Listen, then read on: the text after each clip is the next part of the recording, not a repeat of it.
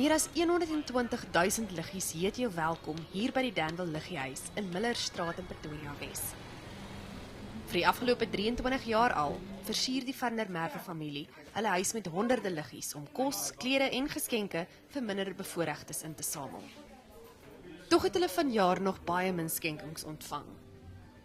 Elke jaar raak vir ons bietjie moeiliker. Ek dink die lewe vir almal raak moeiliker om goed bymekaar te kry.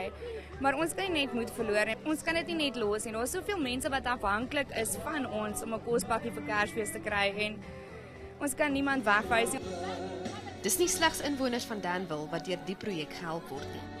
Die gesin sê Kersfees is 'n gelukkige tyd te danke aan die kospakkies wat hulle ontvang.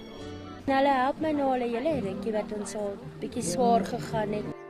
Kinders ontvang ook geskenke. My naam is Elaine en ek soek 'n Barbiepop vir Kersfees.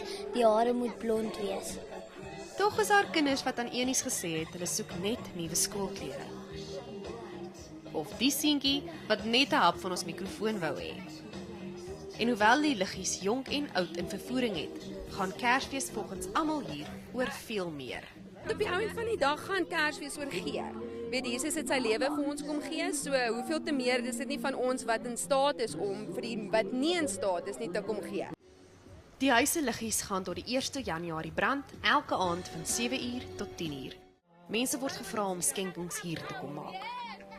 Karla Kutse, Enies, Danville in Pretoria.